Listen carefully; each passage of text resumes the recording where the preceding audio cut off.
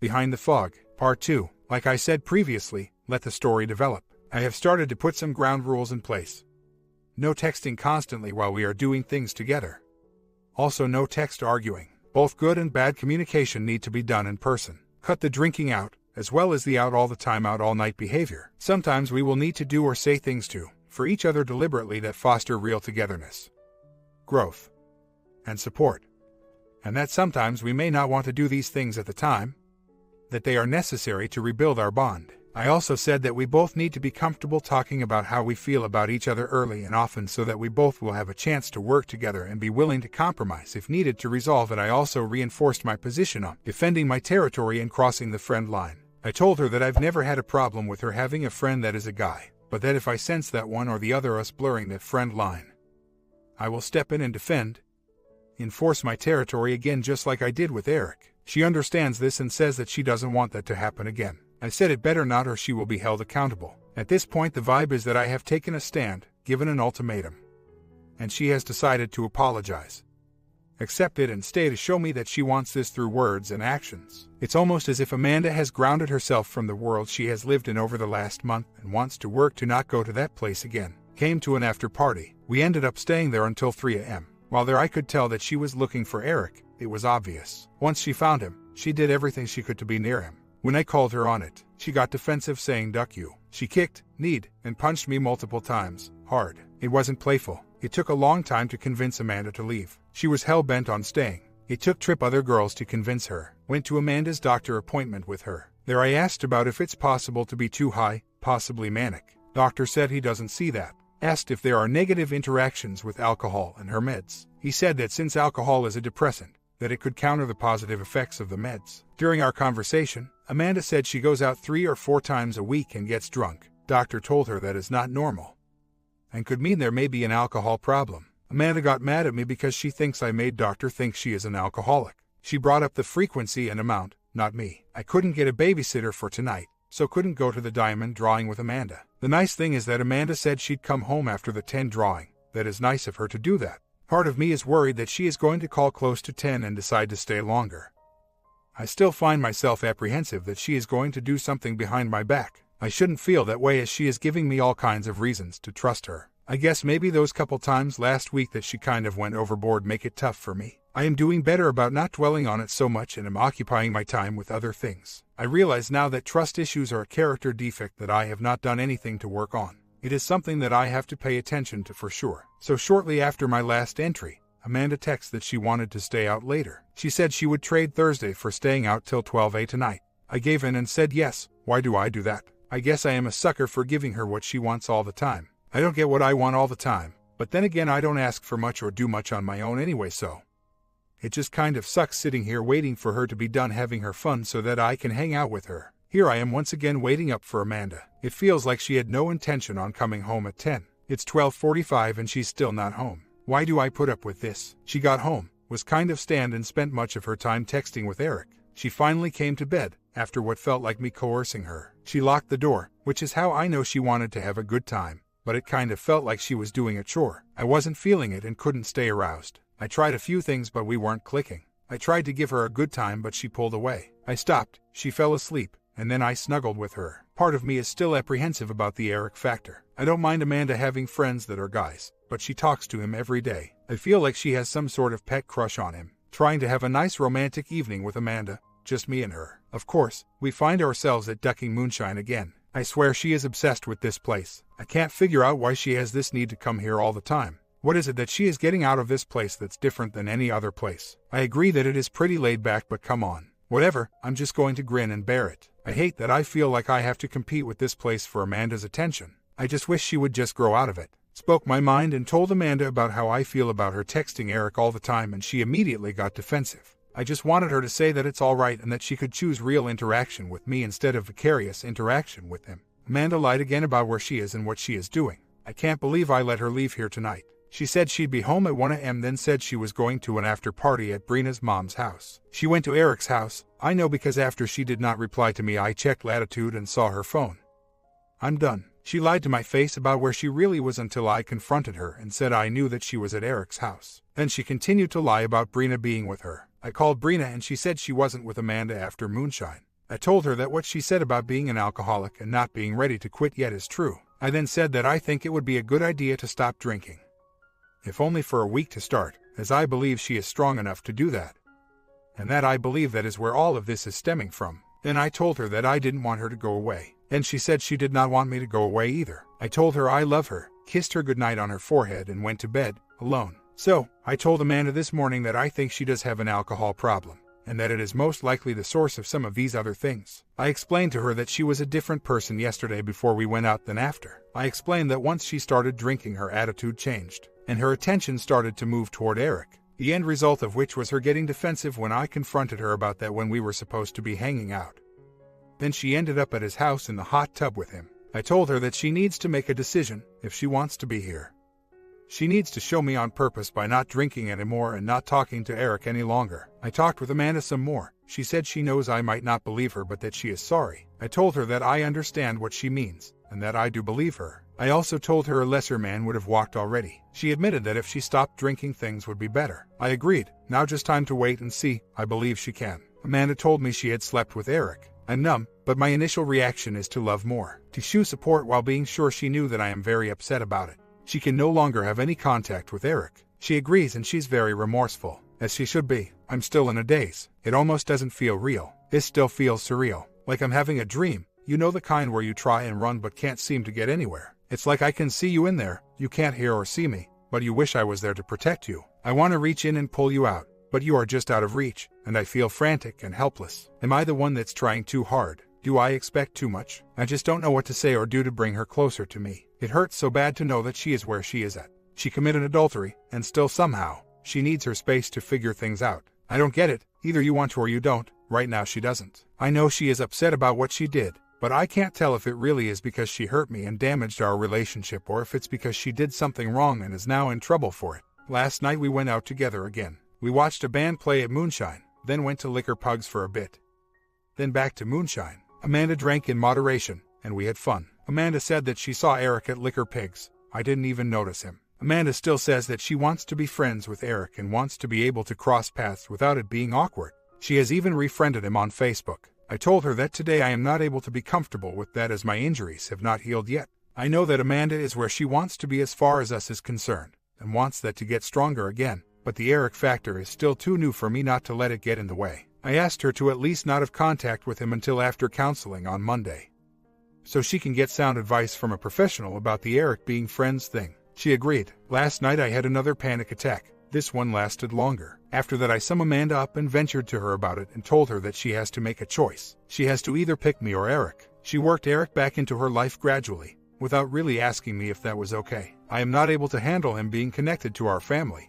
I just can't do it. She was prepared to cut ties with him for her sister, so I hope she can do that for me, our family. I was going to wait until counseling on Monday because it would have been easier for me to say there, "You are a good person, father, and husband. I do love you and you're an important person in my life. It has been a long time since I've had romantic feelings for you. I'm not doing you or me any favors by giving you false hope telling you I want to make it work. I can't keep being unhappy in this relationship to avoid hurting you. I don't want to hurt you and I am remorseful that I did hurt you. I don't have any way to move out right now, so we're going to have to figure out how to live together until I can move out. You are my best friend. That is what I want. This is going to be hard for both of us, but I'm sure this is how I feel and what I want." My counselor told me it sounded like I'd made my decision a while back and just didn't know how to act on it. I love you and it's not fair to you to be with someone who isn't giving you 100% of themselves. I think we will both come out of this stronger and happier in the end. We have discovered through counseling that she has been secretly hiding away what, after a brief glimpse inside herself,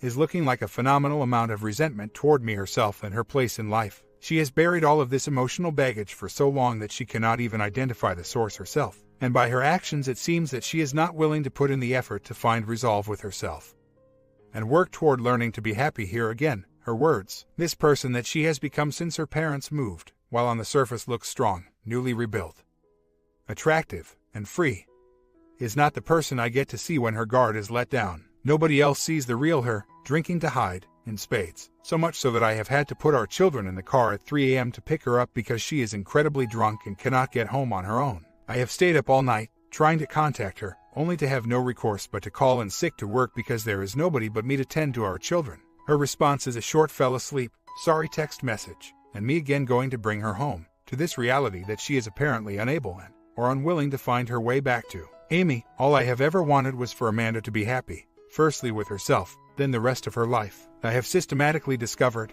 processed, forgiven myself, and made amends to others for the wake of destruction I created, and the resulting pain it has caused to the people around me, especially Amanda. I have been showing her with my actions that I mean what I say and that it is real. She is doing the exact opposite, stuffing, covering, avoiding, and rebelling against this thing that Shed is struggling with. She has asked me for an open marriage, because she doesn't desire me physically. She would rather seek and partake in that desire elsewhere rather than do the work required to rebuild that here together with me. Seeing how matter-of-fact she is about that is frankly unsettling, and knowing that at this point she doesn't give a crap is heartbreaking for me. She wants to retain the benefits of married life, but also the excitement and freedom of single life. I cannot accept that. This is the third time she left me, and I don't have the strength to keep playing this revolving door game with her. These days I have a hard time looking at her because I see this beautiful woman that I have been with for 12 years that I can no longer have. For the first time and as long as I can remember, I see her spending a lot of time and effort making herself beautiful,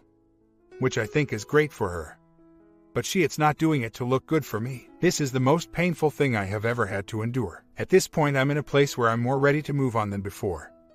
But there is enough of me that wants to stay that I don't know what to do. All I know is that this is exhausting and I don't know how to be single, so it's scary. I agree this is not a healthy marriage, as much as I want to work with her to repair. She wants to find out what she wants. The messed up thing is I'm sitting here at the bar with her now drinking Red Bull and pop. I know. I want to go and she wants to drink. So, I am taking the car and driving home. She can walk, or get a cab. At counseling on Monday, I'm going to tell her that I'm done. Either get in the damn boat and roll up your sleeves or shove off. And all that entails, file papers, find somewhere else to live, etc. Well, I'm done being a chump. Get this, we got home, I saw her phone light up, and took a look. Here's the parts I can remember. This is from tonight. Wife, what are you doing? Eric, drunk. Wife, so, I guess I'll see you later then. Besides, I got to get my special uniform from you. I'm going back out after Robin takes the sitter home. Then I started to shake, my heart started to physically hurt. I almost lost my marbles. I took the sitter home, came home and confronted her. Made her pack a bag and get out. And she did. I do know I'm getting papers tomorrow. She days this us as much her house as mine. So now I need some practical advice on what my next steps should be. I have some locks and can easily change them. Are there any legal ramifications I need to worry about? The deed is in both our name, and the kids are here. I didn't want to shoot myself in the foot by denying her access to her stuff and the kids. I would want her to have equal custody of the kids if I knew she was prepared to be responsible about it. Right now I don't feel that way, and would want to fight for custody should it come to that. The thing is that I can't see anything on my plate that would be a deal breaker and don't want to start to give her any ammo by doing anything rash. So, school me on how to win this fight without compromising my morals. Although I think it's a shame that so many marriages end up this way. That I am now just a number in that statistic. I am so grateful that there is a place like this that lost souls can come to and find strength. Be told what we need, not want, to hear.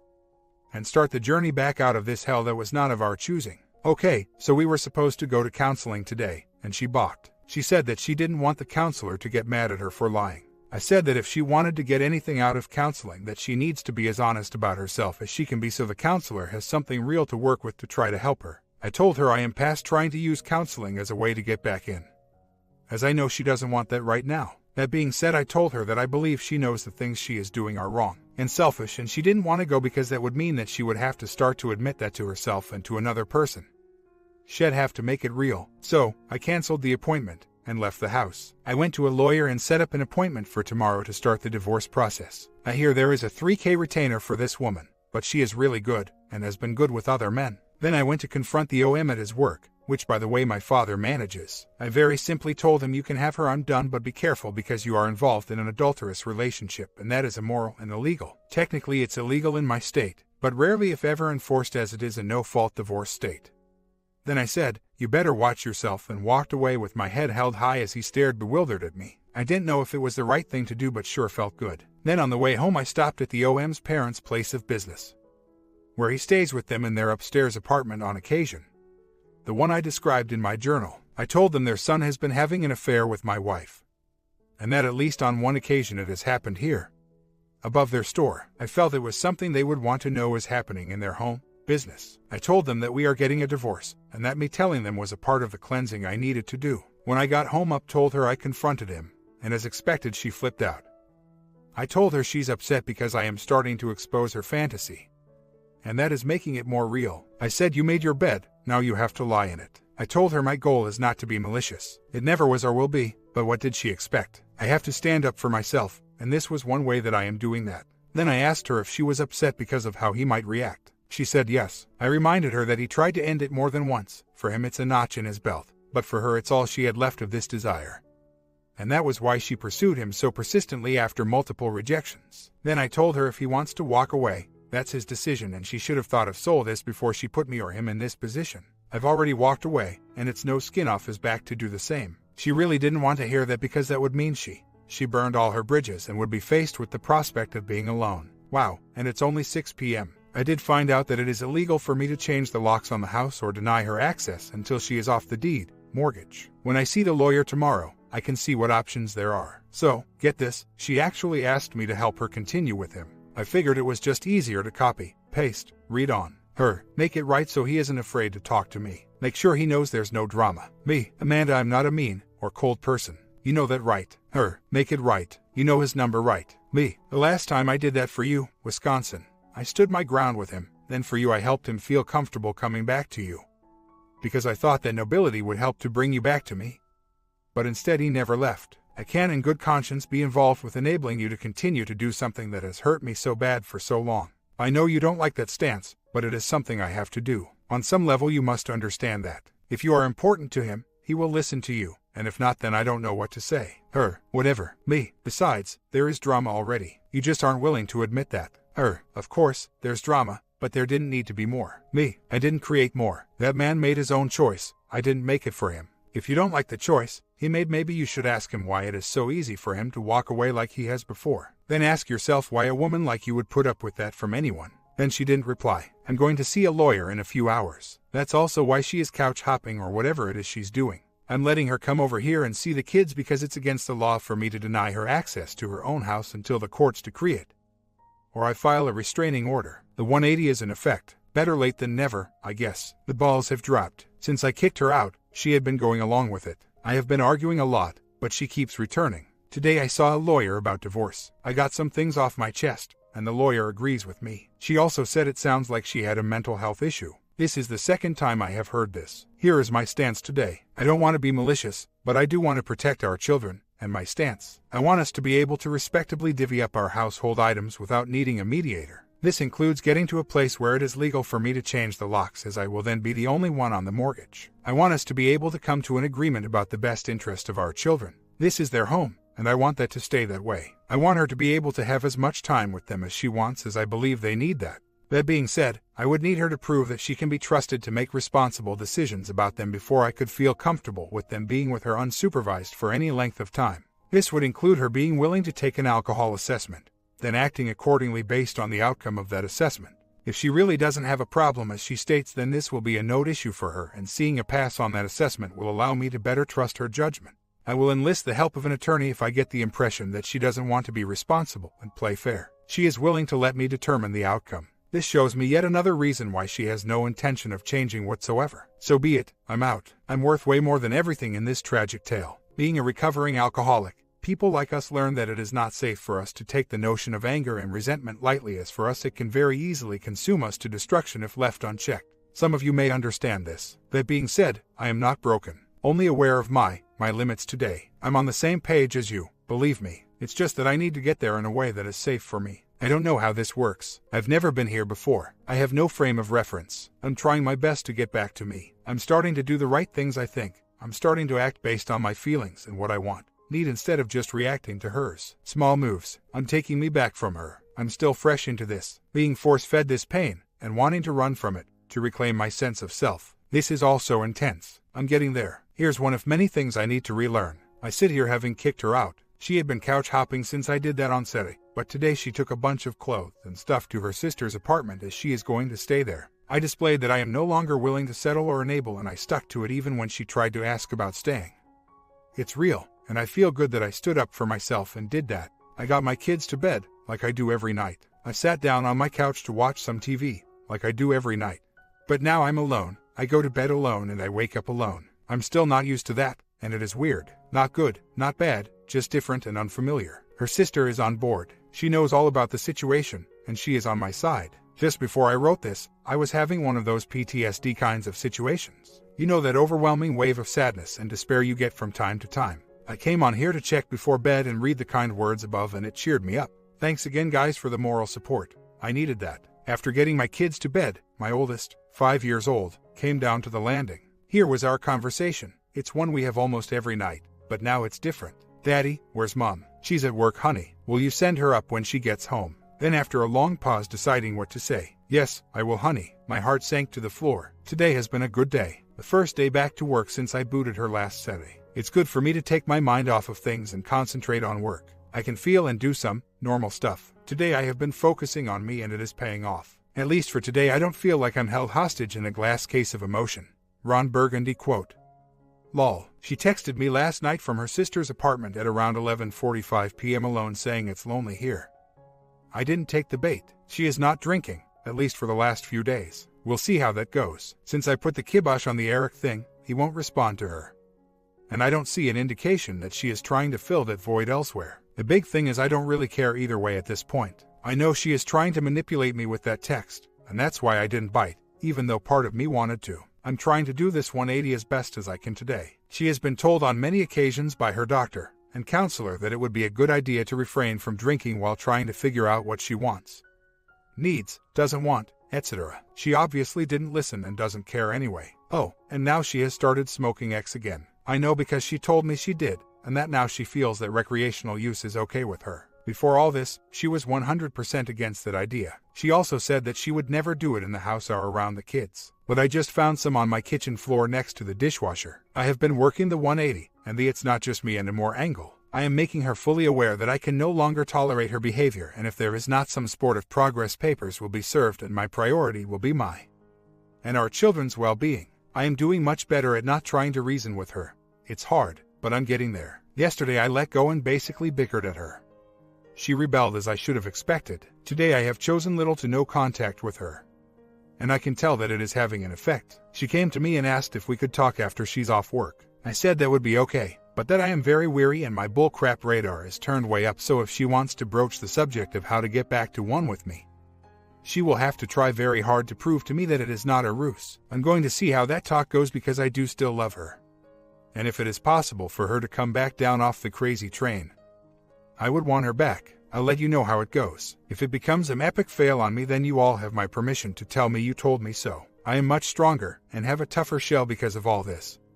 But deep inside I am still a hopeless romantic. I no longer want to be part of the problem. I want to be part of the solution. She came home last night after work. We ended up not having our talk. She got cold feet. Instead, we hung out together. She brought a salad home from work, and we shared that while watching our shows. She has been making an effort to be here. It doesn't feel like she is just waiting to leave again. That being said, I am still doing my own thing. At this point it seems like we both want the same thing, but we are both a little nervous. From some of the things we have talked about too far, she says she no longer has this desire to seek intimacy, physical affair elsewhere. She has also told me she wants to work back towards us. To start, we are setting aside time for ourselves, with each other, and with the kids. We have 2 date nights a week, then we each have me time nights, and also family night for everyone. I am taking this movement very cautiously. I am still working things on the premise that I do not want to let her back into me until I can be sure it's real. I can no longer settle for jumping all in every time she cries wolf. Through all of this and the advice I get here, I am becoming more aware. I also have been able to go through a good portion of the grieving process.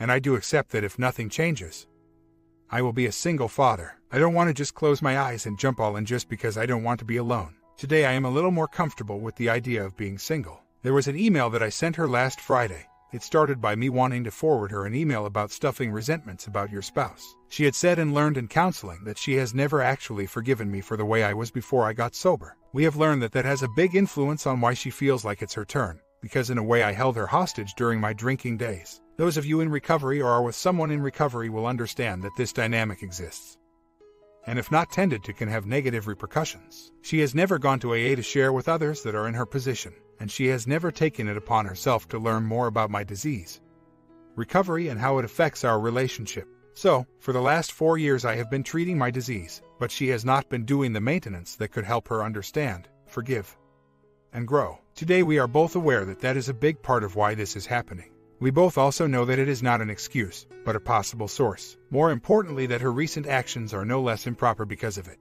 The things that she has been doing are not acceptable regardless of why she does them. She also knows this. The thing is that knowing they exist and having the courage to start doing something about them are two completely different animals. Last night was going to be the first of what will be a long journey back to one. I believe she can start to open up, and it will only happen if she wants to do it. Progress, not perfection, as they say. In short, I want to continue to 180, and I am aware that firmer behavior on my part will be more effective. Again, progress, not perfection. Almost forgot. When she gets off work, I'm going out and about with my brother to shoot some pool and socialize. It's my turn for some me time. I told her I don't know what time I'll be home. My comment. Part 3, the final ending coming today as well.